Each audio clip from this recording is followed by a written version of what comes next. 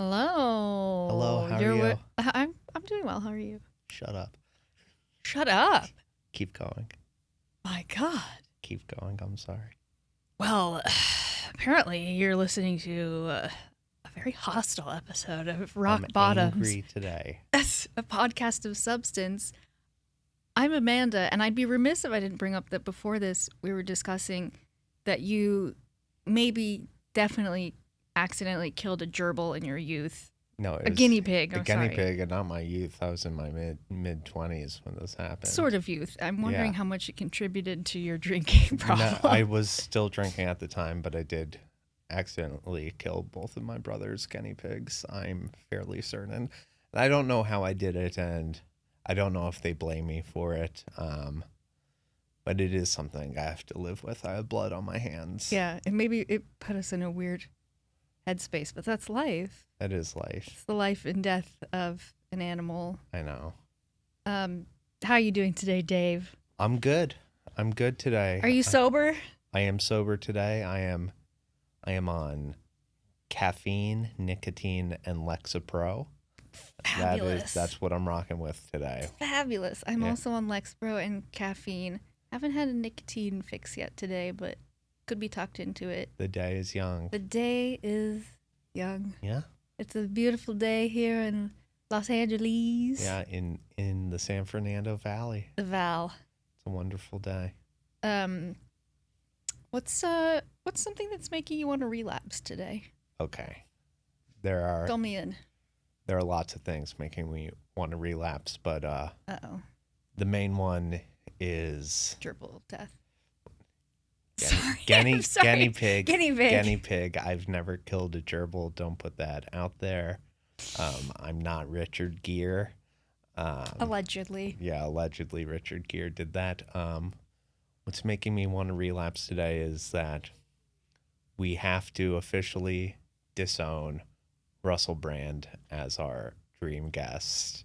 We do. I mean, we were being semi-sarcastic, but Yeah, about fully him being our friend, because sarcastic. he's been a monster for a long time. Yeah, but now he's going to jail. I think you're axed. You're axed, Brand. you're fired. You're done. You're not getting on the show. I will take one of those amulets. Yeah. That protect you from 5G, 5G that he's selling. We'll be selling amulets on the show. But I did want to bring that up because We don't want to be aligned with him in any way. we don't want to be aligned with him, and I do want to bring up a AA story that I have with him. Oh my God, I'm excited. And it involves a friend of mine got a DUI, and the court ordered them to go to AA meetings because of this. And he asked me, he's like, I'm going to go to a meeting in the Palisades. Do you want to come? I was like, yeah, sure. Fancy meeting. Yeah, very fancy meeting. Now burned to the ground. Burned to sadly. the ground. So they can drink. It's okay. I decided to go. We went. Russell Brand was a speaker there. Wow. So listen, I can fuck up his anonymity. I don't care. I think he's not anonymous. He's about not his anonymous. Addiction. And he has like a bunch of acolytes who follow him, and that was a little weird to me, but So like droves of people showed up to see him speak. Yeah, they come to see him speak. But the consequential part of this encounter with him was my buddy and I are waiting to use the bathroom after the meeting, and someone's in there. We're waiting, and then the door opens, and like a gust of wind, Oh, the worst smelling shit of all time hit he'd our given noses. himself an enema in the bathroom. He made the bathroom a war zone. He like the foulest smelling shit that can only be made by green juice and pure evil. Was in the bathroom. We know he's subsisting on nuts, green juice, the occasional I don't know. I don't know. Injection of I mean, it was like B12? maybe like a blockage from his opiate days had finally come out, but it was so horrendous, like the foulest smelling thing you've ever That is experienced. That's and vile. then I Blech. was on TikTok today, and this is coming out after his rape charges. This comedian Jen Kirkman posted. Oh, I like Jen. Yeah, she's funny. Very funny. And she posted a story talking about how she was doing a show at the Largo and she was waiting to use the bathroom, and eventually the door opens and Russell Brand comes out and just stares at her, doesn't say anything, and walks away. And she walks into the bathroom. Shit on the walls. The toilet is just filled to the brim with shit. What the fuck, man? And there's no toilet paper in there. So he just Ew. drops the stinkiest turds, does not wipe, and leaves them for people. And like, this is Jail.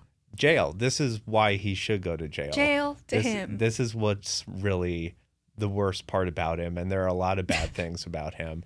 I feel bad for anybody who's going to be in prison with this guy. I know. For a lot of reasons. He's never going to shut up. Yeah. He's never going to shut up. I want to talk to everyone today about cold plunges. Yeah. Oh my God, I'll lift a big turd in the loo. Wow. I've never heard a better Russell Brand. Yeah, thank you. So he's a notorious pooper.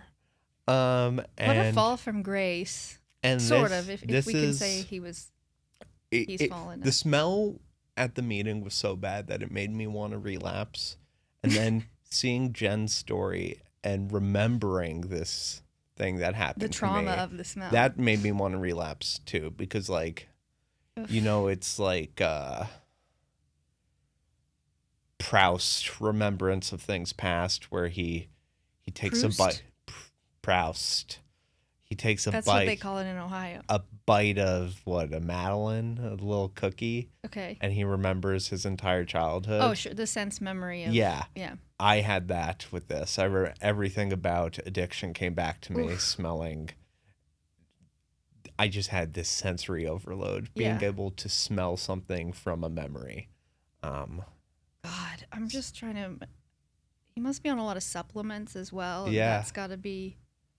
100%. But he's someone who would probably tell people he has a very healthy gut. I think if you go on, there's like probably a correlation between like the more times you go on Joe Rogan's podcast, the worse your shits smell. The blacker your heart is. Yeah, I mean, it was just bile and tar. Ugh. So that's me. Yeah. I'd like to check in with you. Well, what's making you want to relapse? I feel like I'm still recovering from an episode of Dr. Odyssey that you forced me to watch at gunpoint. It's the best show on TV. Dave texted me to say, I mean, you've tried to convince me to watch Dr. Odyssey on many occasions. I haven't gotten into it yet. This is a television show on ABC? It's on Hulu. It's on Hulu. Okay. Ryan Murphy. Joshua Jackson is the star. He's a doctor on a cruise ship.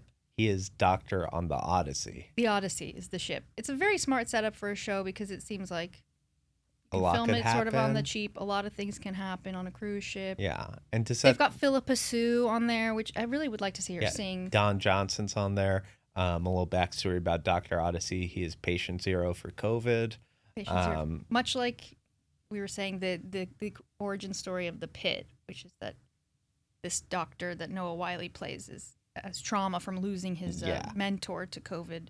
They work in an ER. I think another important thing to note about Dr. Odyssey is him and his two nurses, one's a man, one's a woman, are pregnant. Have three-way sex, and they don't know who the father is because both Dr. Odyssey and the male nurse presumably nutted inside her. Yeah, which cool. I didn't know that what went down.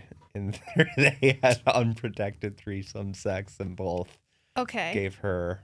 I didn't get that from this. Basically, Dave was like, "You have to watch this episode because there's an AA meeting in the episode. There's an AA group on the ship, and they say they meet Monday, Wednesday, Friday. It's led by woman who's she like a captain on the ship? She's a mechanic. Mechanic. Okay, she's wearing a uniform that looks very of captain. Yeah. Captainly. Yeah, she's cool. The AA meeting scene is her, an older woman who's like a custodian, a maid on the ship. Yeah, she's a maid. And then 2 extras who said nothing. Yeah. Who were 20 years old, maybe? Yeah. And wearing hot little like sailor outfits. Yeah.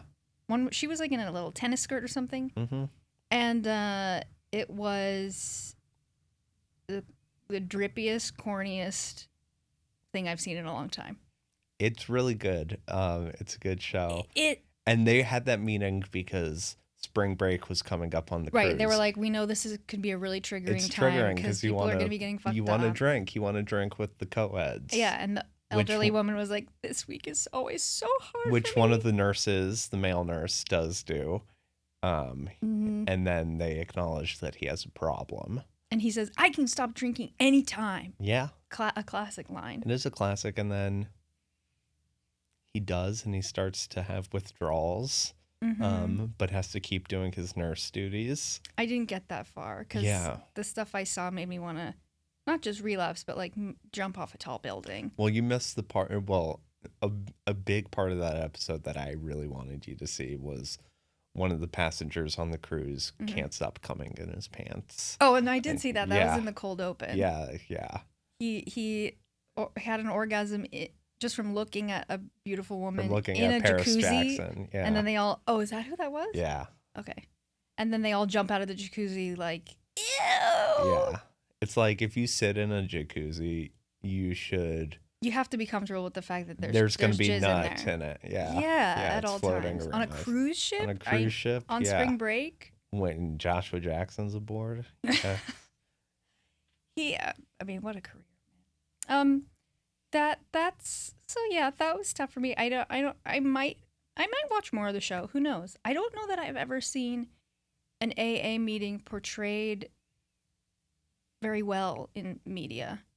Yeah. There was that show was it called Midnight Mass? Where there was, I think, a lot of stuff took place in and around AA meetings. But I know it. And some of that felt somewhat authentic, but not really. It's usually like, tell me you've never been to an AA meeting without telling me you've never been to an AA meeting. Do you have a favorite fictionalized addict? A character who like... Ooh, House. Dr. House. Okay. House is great. The first one that comes to mind, so we'll say he's the favorite. I love... Vicodin addict. Yeah, I love Christopher on The Sopranos as an addict. Christopher. And for me... Really beautiful portrayal of addiction. Yeah. And... I mean, and so painful and horrifying to watch. When he goes to rehab on that show, he starts eating a bunch of candy. Oh, yeah. And when I stopped drinking and doing Xanax, I started eating candy because of that. Because of Christopher? Yeah, because I'm like, oh, this is what I should do. Wow. I did it. I started eating a lot of sweets because I suddenly developed a sweet tooth because of having the lack of all the sugar and alcohol. I was craving that. Yeah. So. But remember when he is high on heroin? I think he like relapses on heroin and then he sits on the dog. Oh yeah.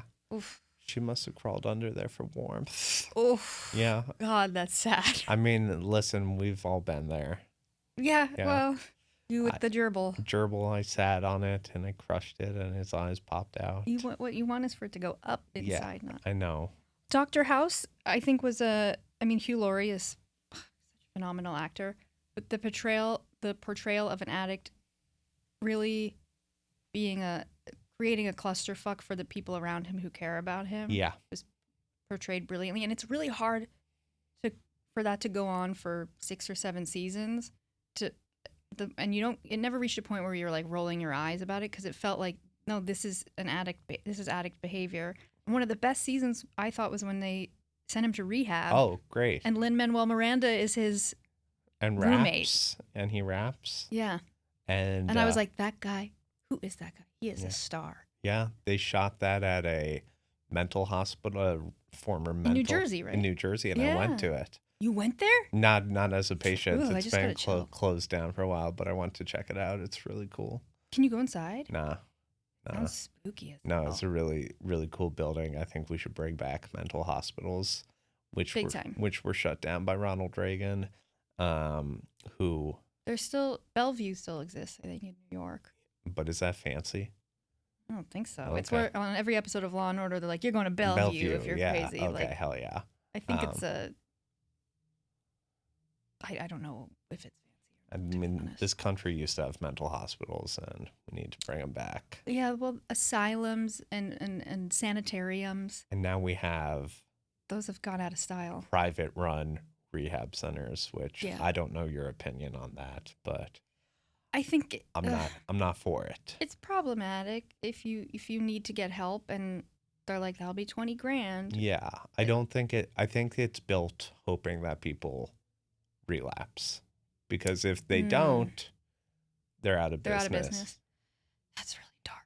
Yeah, and It's sort of like the dating apps. Yep. They don't want you to find someone No. because then they don't have a business. Yeah, and I had a friend who was going to a rehab in Hollywood, and it was just in some mansion in Hollywood that these guys were like, this is our rehab center.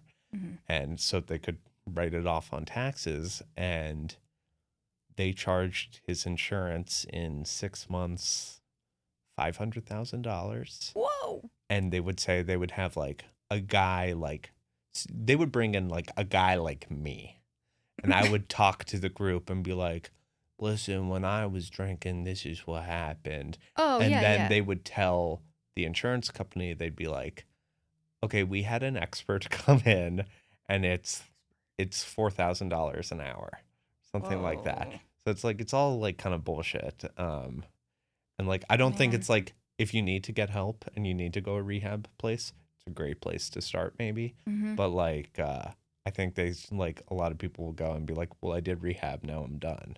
Yeah. And it's like, now I'm fixed. Did you ever go to rehab? No. Did you? No, I did I tried like an outpatient program at a place called Hazelden. It was Oh. like connected to the Betty Ford. Yeah, Thanks. like Passages Malibu type thing. It was, I think, more Passages. I feel like is kind of, isn't it a little more fancy? Passages is fancy. This is not fancy. It was just like an office in an office building in New York, and Yeah. it's like you go and you meet with a counselor, go to meetings or they suggest meetings, and you have check-ins, and then you go home and you just don't drink. Yeah. I think Passages is where like That's where a lot of celebrities are. yeah, or like go when or they- rich people send like their kid who's like Yeah. got like arrested at college. It's like, okay, you go to Passages Malibu. I met someone recently at a I was at dinner with friends, and a friend of mine brought this person who's is like a addiction counselor at one of those places, Oh. but for specifically for teenagers. Okay. I was like, you're doing very good work. Yeah. That's incredible. I mean, she said it's pretty harrowing, but Yeah. that she loves it. Yeah, because That's like- teenagers can't really comprehend the idea of addiction. You haven't been around long enough. Yeah, it's like your mind is still and body are still developing, and you're just like, I don't know, I'm just fucked up. Yeah. It's got to be really hard to Yeah. watch kids go through that and help them stay sober. Yeah. Woof. Woof. Yep. So that's where I'm at. That's where I'm at too. We were at you and I were at a party recently, Hell yeah, we were. where I think you're a lot more tolerant of people that are really drunk than Oh, I am, yeah, I yeah. think. I was sitting right next to her. I hope Well, like she's- you could be talking about multiple people, Yeah. but it was funny that we were sitting at an end of a table where it was like a few of us who know each other and some of us who don't, and this person suggested like, let's play a game. Yeah. And I like games because then it eliminates the need for small talk, and we can all play a game. And I like Yeah. words. And if you're not drinking, you are presumably going to be better at the game. That's true. That's where it starts to get frustrating Yeah. especially when the person who suggests we play the game Doesn't suddenly understand reaches the a point rules. where they're so inebriated that they're having a hard time playing the game. Yeah. And it was a word game, and that became frustrating for me. But I noticed you were very patient, and don't seem to take issue with somebody that's been like, I just want to ask you a question about the game. Well, she kept asking me, like she would like lean over and be like, "Where were you raised?" And I'd While we tell, were playing the game? yeah, and then I would tell her, I'd be like, "Oh, I was raised in the Washington D.C. area." And then like a minute later, she'd tap my shoulder and go, "Where were you raised?" And I'm thinking, God, Three sheets to the wind. I could probably fleece this lady out of some money right now if I wanted without to. a doubt. Yeah. You I'd could be have like, taken her whole business out from under her. let me do a magic trick with your credit card. Just take pictures of it. Where were you raised? Yeah. While you do some Yeah, sleight I of could have hand. done that, but I didn't because I respect people. I want to say I do too, but I Yeah. think I have a hard time when somebody is really drunk and maybe trying to have a conversation with me. I start to feel like I don't know what I'm getting out of this. I don't know how to communicate with you, so I'm going to remove myself from this situation. I get that when it's like, if you're like out with friends and people have been drinking, and it's like people trying to figure out what to do next. Like, where are we going? Or like logistics. When drunk people are trying to figure out logistics, oh God, that's when I'm like, that's when I kind of am like, okay, I'm gonna drive myself, or I'm gonna do my own thing. I'll meet you all there. Yeah. And I had this where I went to a wedding in Cincinnati, and it's the Friday before the wedding, we went out to a bar, and people got really fucked up, and then we're like, okay, let's go to the casino now. And I go to the casino with a group of like 8 to 10 people, and the Uber I had took definitely had the drunkest people in it. And I walk in. It's a casino in Cincinnati, so they check your ID to get in. It's not like Vegas where you can just walk in. And I get through, and then the two people behind me are so fucked up that they get told, you can't come in here. You can't come in.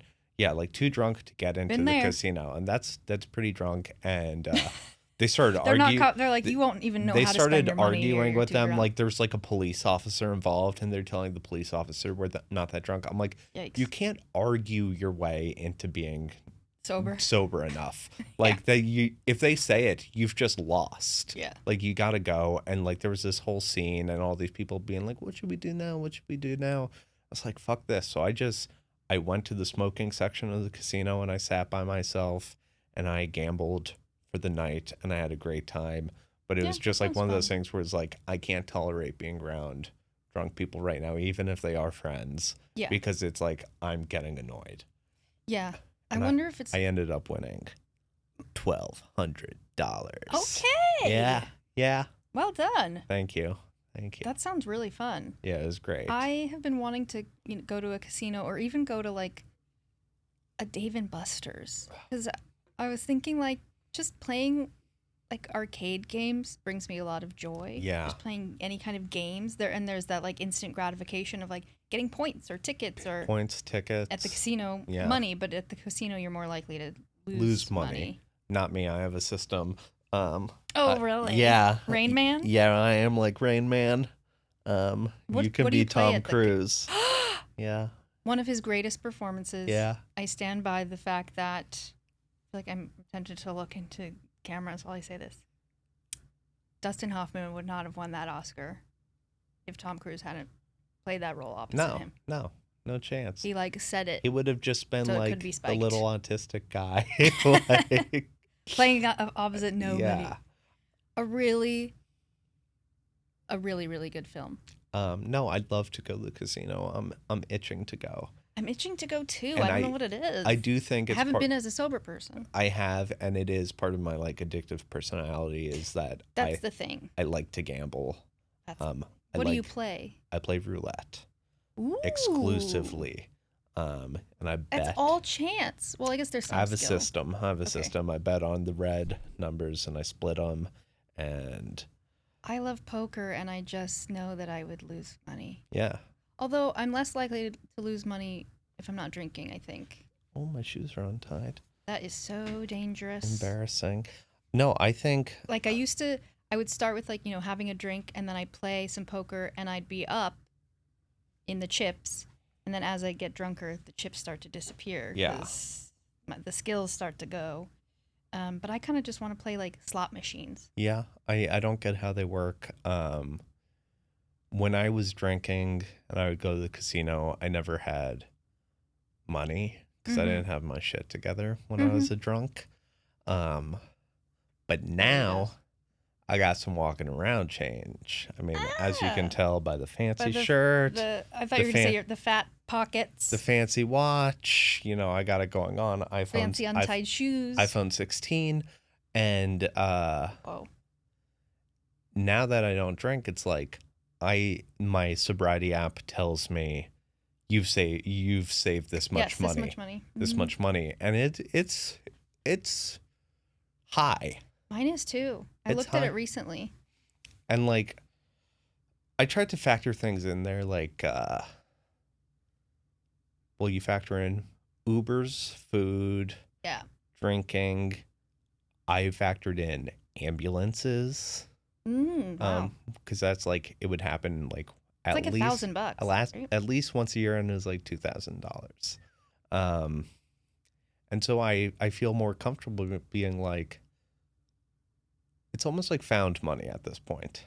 Now Yeah. that I've eliminated drinking is very expensive, doing drugs is very expensive, and it's like Not if you're making meth in your house. no, but then you're actually making money. You could be, yeah. Yeah, and I support that. I support all young That's one thing I feel hustlers. like I missed. I was never cooking my own stuff No, and putting it out in the world, no, I've Walter thought. White style. Well, I mean, I was thinking about this today because there are new tariffs on aluminum, God, there's a tariff. There's tariffs on bananas. and there's going to be a 20% tariff on aluminum. And I like canned Diet Coke. Me too. And I think that this will make canned Diet Coke more expensive because those cans are going to be pricier, 20% pricier to make each can of Coke. So it's going to factor into the price. And like, that's going to fuck up my margins at the casino because I'm going to have to change. You're just gonna have to bring home more from the casino to Yeah, be able to but afford those Diet Cokes. I think I'm going to just switch to straight big gulps and refilling my cup, go green. I was gonna say, the Dedicated superior soda Diet cup. Coke is a fountain Diet Coke Yeah, anyway. yeah. So, But so I'm going to have a dedicated soda cup that I keep in my car and I don't clean. And it's just sticky and hot. Ew. Ew. Yeah. The image of the car is It's 64 ounces. it's really sticky and there's just like brown droplets dried Yep. up in it at all Yep. times. And Yeah, maybe it a looks cigarette like butt it sometimes that looks you like just sort a of rinse toilet out. after Russell Brand used it. Just a brown spray. sticky and brown. A brown spray. Yeah, so that's going to be tough for us because Diet Coke is the lifeblood of sober people. Yeah. And Coke Zero for me in the last couple of years, I like even more maybe. Wow. Do you like it more because the can looks like a regular Coke? Makes you I feel can't normal? actually tell which can I prefer. I think it's just that it has a taste that's a little more reminiscent of an original Coke. Yeah. But you don't get all the sugar from it, and it's very European. Yeah, it's very European. It's very sexy to drink Zero, a Coke Coke Zero. Zero. Coke Zero. Yeah, like if you order a Diet Coke in Europe, they're like, "Well, Yeah. we'll bring you the Coke Zero, you stupid American." Pepsi, their version of Coke Zero, is called Pepsi Zero? Max. Oh, really? Which is very sexy. Okay. Drinking a Pepsi Max. Have you had there's Pepsi, Cherry Pepsi Zero. No, there's Cherry Pepsi Max. I'm sorry. Yeah. I've have had that and it was really good. Yeah, it's really good. Wild Cherry Pepsi was a favorite of mine as a teen. Yeah, it's a They had very, very 90s, 2000s drink. Yeah, they had it in the vending machines at our school. How do you feel about burping? How do you feel about people who, how do I phrase this? Who don't drink and have never had a drink and are just like, I'm just not interested. I think that's cool. I don't trust them. I have a coworker who's like this, and I think it's sick where it's interesting because he's Australian. And Okay. Australia is very big drinking culture. Mm-hmm. And he's just never had a drink. And he just I was like, immediately am like he's hiding something. he just was like, it's never been something I wanted to, or like, it never was something I wanted to try. And then he got to a point where he's like, well, I've never, like, why would I Why have would I a at this drink? point? And at first I thought, I'm like, is it a religious thing? And I asked him point blank. Mm-hmm.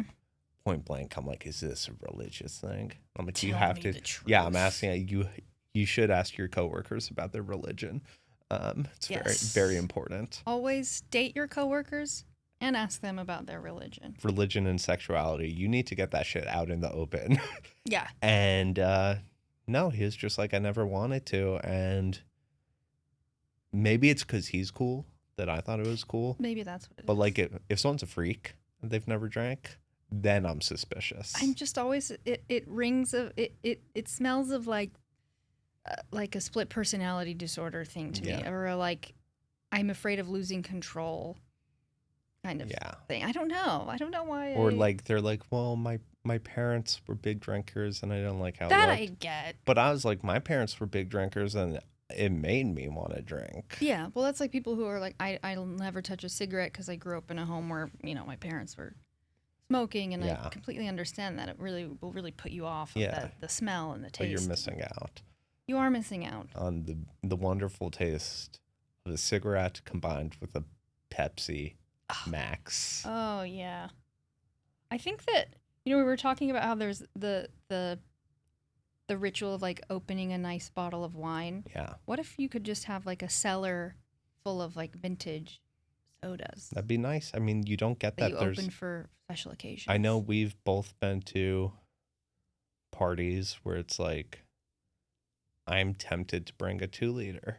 Yeah. And like, but I know the So host. and you go around like, who wants to I know who the wants a host of the taste party is not going to want to see a 2-liter floating around their dinner party. You could and- maybe hide it in a little something. Bring it decant it into something. Decanted. I mean, I don't think I should have to do that, but like there's a stigma around a big jug of soda. Yeah, it looks like it goes with a Domino's pizza box. Yeah, And which I'm also bringing. on a Friday night when the boys are having a sleepover. Yeah, it's sleepover food. Yeah. And I think, but like you bring a bottle of wine, it's like, oh, we'll put it on the table. Put it on. Well, yeah. We'll chill it, or Yeah. we'll open it Yeah, if you and want to drink it. that's bogus. It is. It's unfair to us. We should try it out. Bring a 2-liter and go around and go, does anyone want to taste Yeah. this 2025 Pepsi Max? Yeah, I mean, like, I think what we need to do is if you're going to bring a 2-liter of soda, like, if you bring a bottle of wine to a party, like a dinner party, it has to be over a certain price. Yeah. Like, to make it, like, worth, like, you're serving me food. I say the rule is like it's something you would want someone to get for you. Maybe, Yeah, so that if you you're buy for doing a yourself. 2-liter, it should be autographed by a celebrity to make it worth more. Wow. Yeah, so you could. I like that. Yep, I'm showing up to the dinner party with a 2-liter of Coke, autographed by Shohei Ohtani, and I'm pouring that for everyone.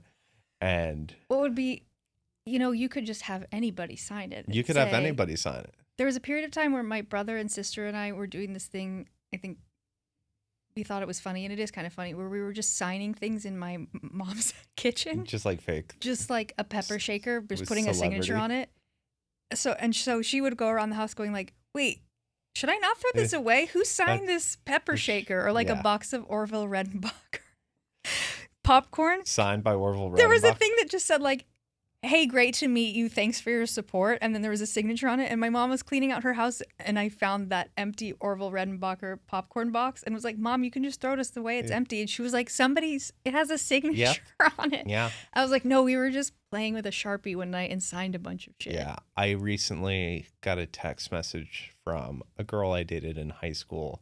She's cleaning out her childhood bedroom, and she found a letter I sent her the summer going into college after senior year.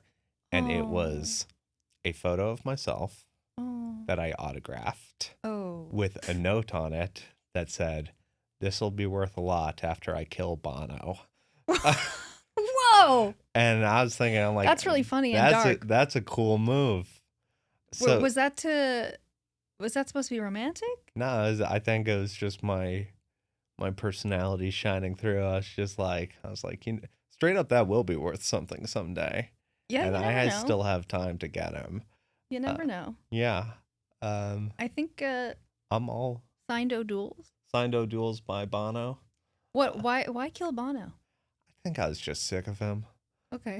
This was 2011. I think like we're a few years away from them putting all that album on everyone's iPhone. I forgot about that. He was just kind of an invasive species at that time. Yeah. He's kind of gone away right now, but like I heard about Bono. In a while. he was like in Africa all the time, like just saving lives. dancing for people. Or like, that. Yeah, wearing like a wicker cowboy hat. Oh my god. Yeah, and big sunglasses. Bono strikes me as someone who would say, I've never had a drop of alcohol and I never will. That makes sense. I mean, I have no idea if that's true. It's just someone listening is Bono sober. Please find out for us. Is Bono sober? I mean, He's could Irish. probably Google it right now. So I don't know. Well, that's the thing. You're Irish. I'm Irish. I'm probably somewhat Irish. Yeah, I'm Irish. I'm sober. There are some good sober Irish people, I think. Me, Colin Farrell. Colin Farrell is the only other one I can think of. Colin Farrell. Me and Colin Farrell. And he's really, I've watched him talk about it, and he's one of the few celebrities who I've seen be like super transparent and open about it in a way I appreciate that felt like he was trying to have a conversation with other people who struggle with it, Mm-hmm. and not like just patting himself on the back. Yeah. And like, I think he's like, still like, my shit's still dark, and like, but I'm not self-destructive anymore. That's very helpful. When I first got sober, seeing influential people like that speak about it candidly was very helpful to me. Yeah. And that's why we're here. And that's why we're here doing this. And I'm grateful to be sober. Same. It's not easy. It's not that fun. No, it's not. It's weird because it's not fun. I'm more fun now. But I am, because I'm just less of an issue. For liability. People. Yeah. But like the act of doing it's not fun. No, I did karaoke recently, and was actually like, oh my god, karaoke sober. I just get on the mic right away, and I'm having a blast. And everybody else is sitting around like, I can't sing until I've had 2 drinks. But you're a musical theater weirdo. That's true. And you're a glutton for attention. Well. And you want to flex your pipes. What song did you sing? Well, I sang several things. I sang an Alanis Morissette song. I sang some ABBA. I sang some Billy Joel. I sang Lust for Life by Iggy Pop, which I mentioned earlier. All the lyrics are very much about addiction. Yeah. We sang, and we sang. Wow, that sounds nice. And it was nice to do that without being inebriated. Yeah, I don't like karaoke drunk or sober. Okay. It just isn't for me. I don't like watching people do that to themselves. It can be uncomfortable. Yeah. Unless it's like a cool Asian guy who wears sunglasses inside. Like, I'm thinking like Koreatown karaoke bars.